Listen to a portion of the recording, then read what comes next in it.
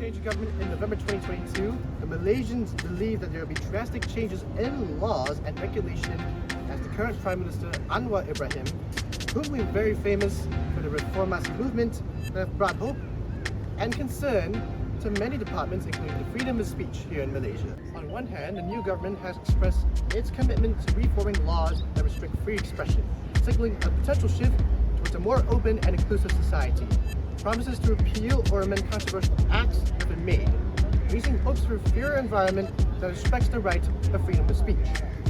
However, it is important to acknowledge that despite these promises, there are still concerns about the government's commitment to true freedom of speech. Some argue that the government's actions and policies continue to reflect an authoritarian approach that limits the ability of individuals to express dissenting opinions without fear of repercussions.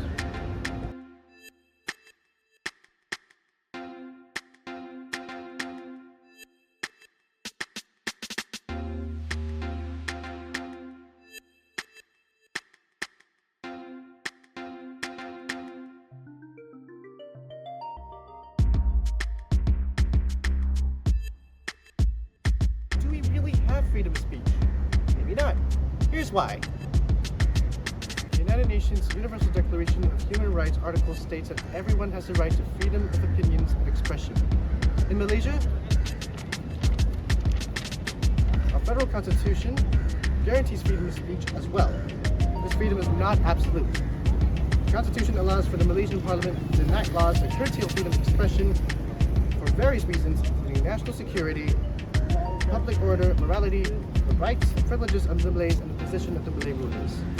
That's why we have laws like the Special Offences Act, the Prevention of Crime Act, and the now repealed Internet Internal Security Act, and the infamous Sedition Act. Yes, these laws may curtail our freedom of expression, but it is supported by the Constitution. One such law is the Sedition Act of 1948, which makes it a crime to insult the Sultan. This was used to punish communist rebels. Not just that, but also independence fighters such as our own Ahmad Mustamam. One example of the current government who fights for freedom of speech is Prime Minister Anwar Ibrahim. During his earliest years, he faced various challenges when speaking up, but even with that, he was known for his outspoken criticism towards the ruling party and government policies. Because of this, he garnered various followers who saw him as a voice for the voiceless, who was able to express their concerns when they do not have a platform to do so. And because of this, he was a fighter for freedom of speech. But is he now who he still is? Since he took his oath, incidents of public rallies being probed by the police, investigations over online criticism, and calls by government politicians to use the colonial-era Sedition Act, and all continued under Mr. Anwar's administration. One of the areas of concern is the apparent gap between the government's promises and its actions.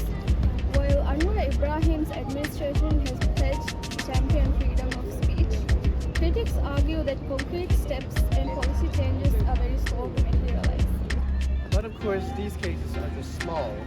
These cases are being probed to because people believe that these cases are being used to ignite racial disharmony and provoke the fabric of harmony that Malaysian society is known for. But are the Malaysians ready for such absolute freedom of speech? So we conducted a survey to gauge public opinions on freedom of speech in Malaysia. The survey consisted of a series of questions aimed at understanding the respondent views on various aspects of this topic. The responses provide valuable insights into whether Malaysians are ready for absolute freedom of speech or not. First, we go into the demography of our survey. 41% of them identify as Malay, and the remaining 58% identify as other races. Additionally, the majority of our respondents are aware of the current issues, which is quite good. In terms of belief on government intervention, 73% of them believe in maximum personal freedom with limited government intervention, while the remaining 26% believe in extensive government authority for societal order and stability.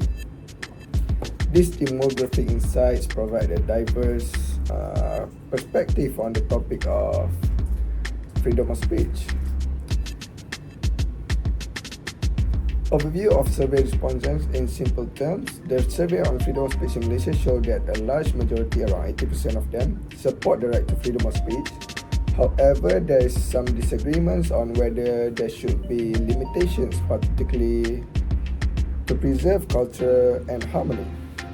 Many also believe that the government should play a role in protecting freedom of speech, although opinions vary on how much restrictions should be.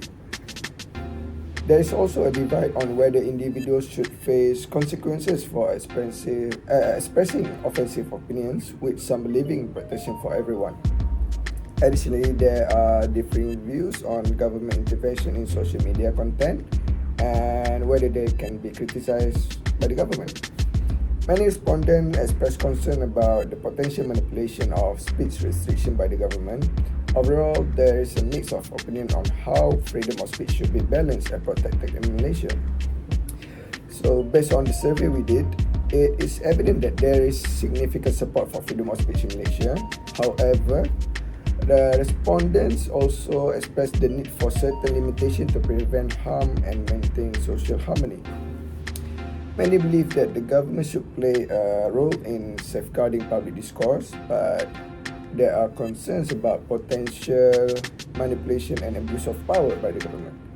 The survey highlights complexity of the issue, the differing views on the extent of freedom of speech, and the role of government intervention. Striking a balance between protecting freedom of speech and preventing harm caused by misinformation remains a challenge. The responses suggest that Malaysians are not ready entirely for absolute freedom of speech, but seek a balanced approach that protects both individual rights and societal well-being. In the Malaysian democracy, you can act and should speak up against institutions if you think something is not right. But having the freedom of expression also means being open to different views. After all, the path to democracy is a two-way street.